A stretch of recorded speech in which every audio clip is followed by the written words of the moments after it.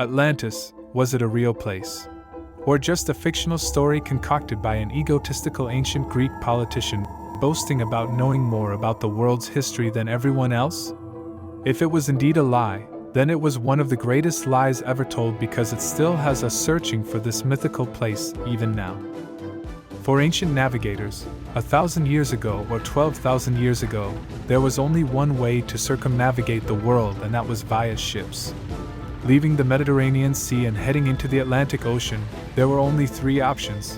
1. Head north towards Portugal, Spain, and England, against the prevailing sea current. 2. Head straight ahead into the middle of nowhere. Or 3. Head south, where the winds and sea currents of that region would naturally take you.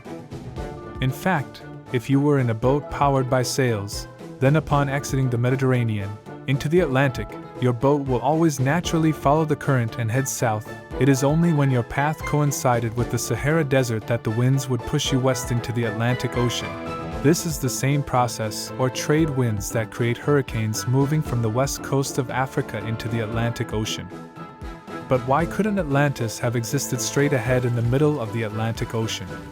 This is because the central region of the Atlantic is dominated by the mid-ocean Atlantic ridges, characterized by vast underwater mountain ranges and deep trenches. These ridges and ocean trenches are approximately 2 times deeper than Mount Everest is tall, reaching depths that have remained relatively consistent for millions of years. The presence of such profound geological features contradicts the idea of a once thriving civilization like Atlantis being situated in this specific location, at any point in the recent past. The continuous tectonic activity along the mid-ocean ridges creates an inhospitable environment, making it improbable for any advanced society to have flourished there. This geological evidence points towards alternative locations for the search for Atlantis, away from the challenging depths of the central Atlantic Ocean. Additionally, Atlantis could not have existed in the Caribbean or the Americas. Based on trade winds, each time the people of Atlantis would want to fight a battle with the people of Athens, they would have to take the Christopher Columbus route, spending 1 month on the high seas. This journey involved traveling up the Carolinas, then crossing the Atlantic, then over to England, down to Spain, and finally into the Mediterranean. After engaging in fierce battles and potentially facing defeat, they would need to hastily return to their ships with their dead, gravely injured, and wounded soldiers. This return journey would be marked by very limited food, no fresh water, and a lack of medical resources, requiring them to trek 1 month on the open seas before seeing land again, back in the Caribbean. It is much more likely that Atlantis was located closer to the Mediterranean region, allowing them to engage in close-fought battles, with their many attempts at colonization and continuous endeavors to subjugate the territories washed by the Mediterranean Sea. The mystery of Atlantis traces its origins back to the ancient Greek statesman, philosopher, and traveler Solon, who learned about it from Egyptian priests and sages. Here we will definitively say, the location of Atlantis is not that of a sunken island submerged off the coast of modern-day Morocco or Spain. In fact, a groundbreaking theory from 2018, popularized by Jimmy from Bright Insight, suggests that Atlantis lies not submerged beneath the Atlantic coast of continental Africa or Europe, but is instead nestled between the Adrar Plateau and the flat plains of the Sahara Desert, which would make it landlocked in the middle of modern-day Mauritania. Such that, it is that one massive structure in the middle of nowhere that is visible from space, and is what we now refer to as the Richat structure or the Eye of the Sahara.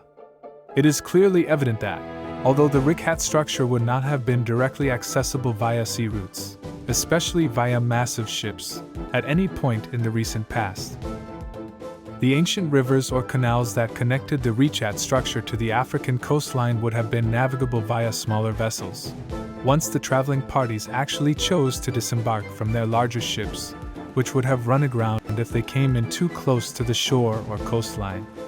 These rivers from the ancient past would have been very similar to the Congo River, which is now the largest river in western Central Africa and has an overall length of 4,667 kilometers, or 2,900 miles, making it now the second longest in Africa, after the Nile, which is also navigable by boats. In the case of the Nile, both in present day and in the ancient past. Most of its prominent cityscapes and prominent monuments and structures have always been located upstream or directly upriver, seemingly in the middle of the desert, rather than being situated at its coastline or its silt-filled delta region. Okay, creation of the universe. So if most of the Egyptian monuments and cityscape is upriver in terms of the Nile, why couldn't Atlantis as the Richat structure have been inland upriver based on some ancient river, similar to Egypt? Thank you for that beautiful argument. That makes perfect sense, right? Because you see the Thebes is about here, right? So you see that Cairo's not on the shoreline. The Giza's not way out here by the ocean. It's upriver. This is a very complex delta system. But when you talk about the ancient Tamanrasset River, up here is the Tamanrasset Mountains. There it says right there, Tamanrasset. That's up near Tasil Najir National Park. We've got the city of Adrar up there. That's in Algeria. But so wherever it all accumulated, and you can have several riverheads, right, converging. According to what we've seen, this was really the path of the river, Tamanrasset Ancient Paleo River. Now it kind of went this way, where my arrow is. Take a close look. But you would think that it came down there, but according to mainstream media, it went up and over and then came down over here. Now, that's why I believe it, is because you've got all these canals here.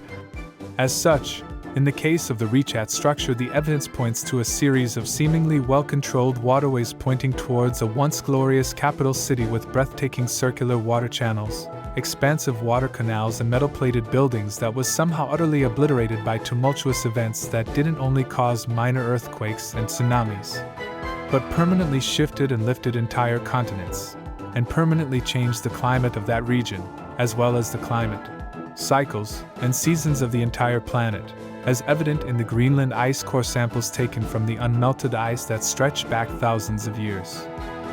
Most of us tend to believe that even if Atlantis was real, perhaps only the canals and plains around the city suffered the wrath of the Great Flood, or the series of destructive events that occurred some 12,000 years ago.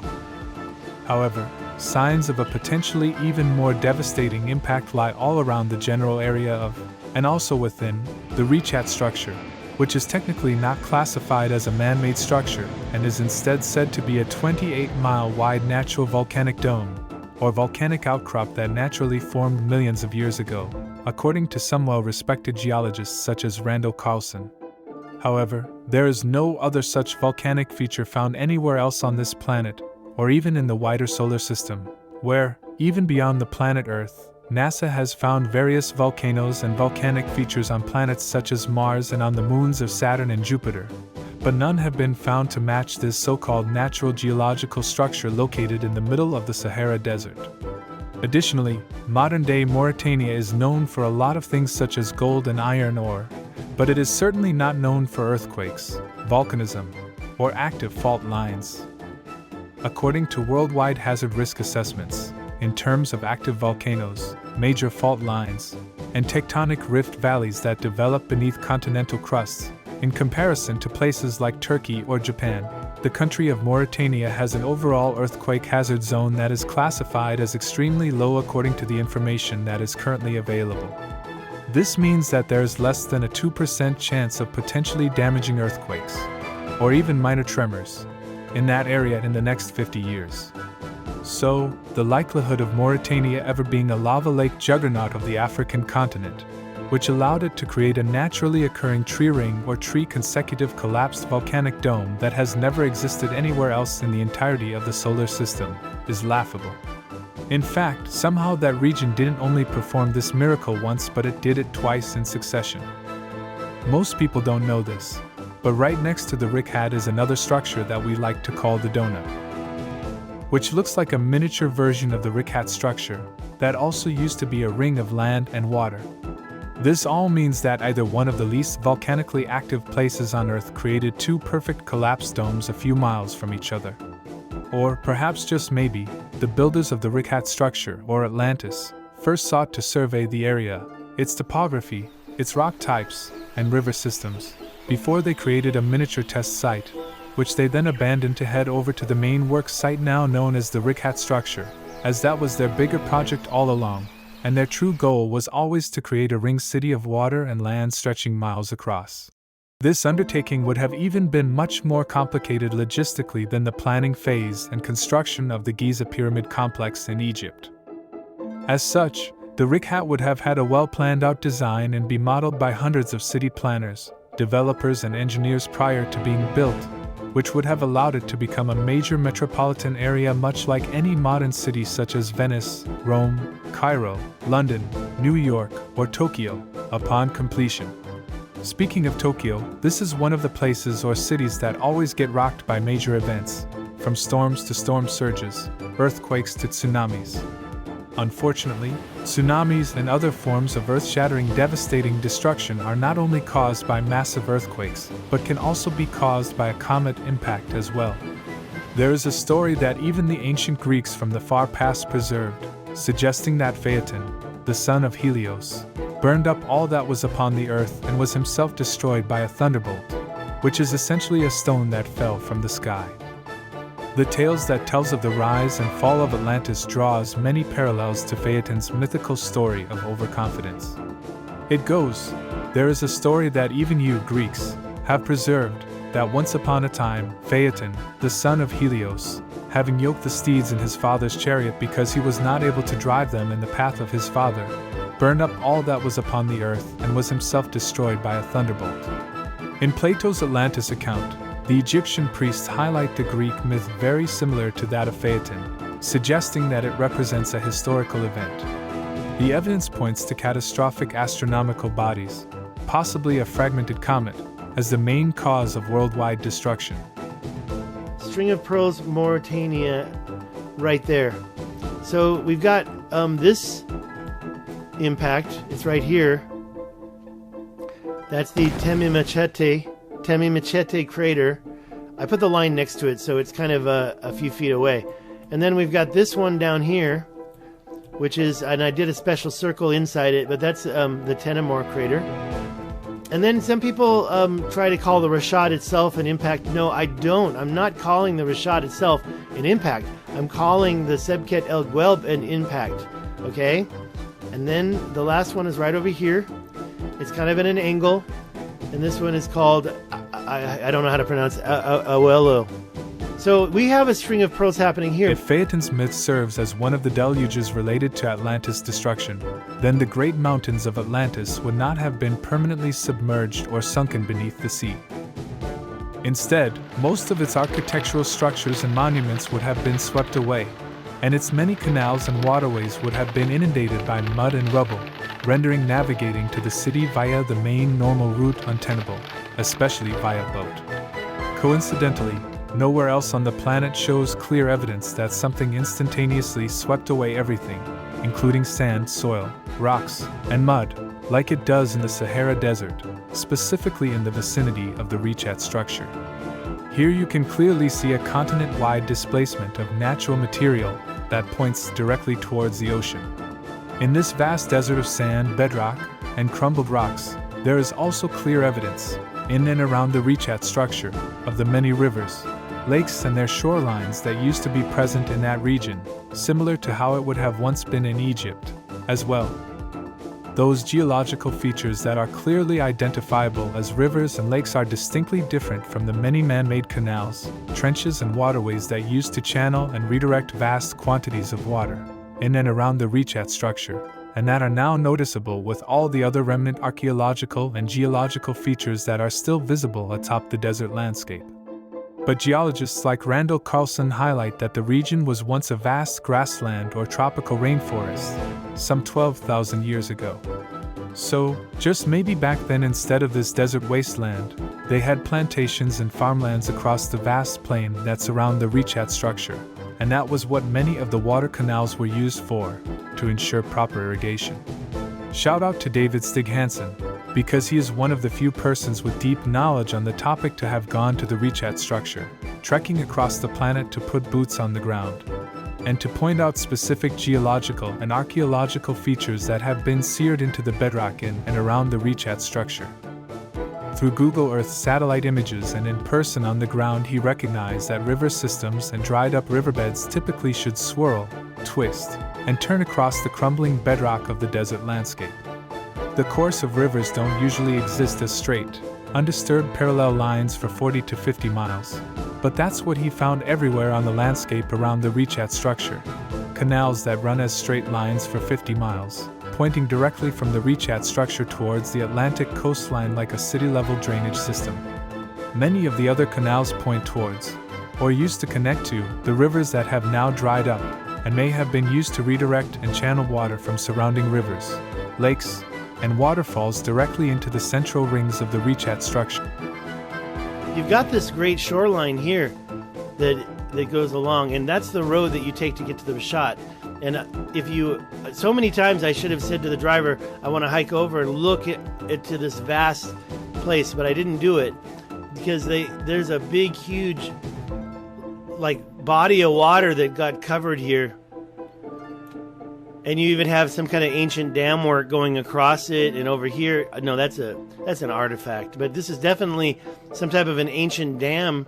I don't believe that was in the last 500 years. I mean, how long has the Sahara Desert been a desert? I went here. It's amazing to realize that just a little farther I could have gone down here. This explains the many shorelines that exist in the geological vicinity of the Richat structure, and also explains the vast salt deposits visible from space in and around the Eye of Africa. While these salt deposits and the unrelenting desert conditions prevent the concentric rings of the Richat structure from possessing any trees, many of the ancient canals now seem to be flourishing with trees and greenery, which indicates that beneath the desert sand, many of these canals might still be channeling water and harboring moisture even with the less than 2 inches of rain that this desert region now gets annually. In the end, the enigma of Atlantis persists as an enduring mystery that captivates our imagination and fuels a relentless quest for answers. Whether it was a tangible civilization or a captivating tale woven by ancient Greeks, the allure of Atlantis endures through the ages. The exploration of strange, fascinating and new locations, such as the Richat structure in modern-day Mauritania, challenges traditional notions and prompts us to rethink the possibilities. The geological evidence and meticulous observations by researchers like David Stig Hansen and Jimmy from Bright Insight offer intriguing perspectives, suggesting a once glorious capital city with advanced water systems and metal-plated buildings, now obscured by the sands of time. As we delve deeper into the mysteries surrounding Atlantis, it becomes clear that the search for its truth involves unraveling geological, astronomical, and mythological layers.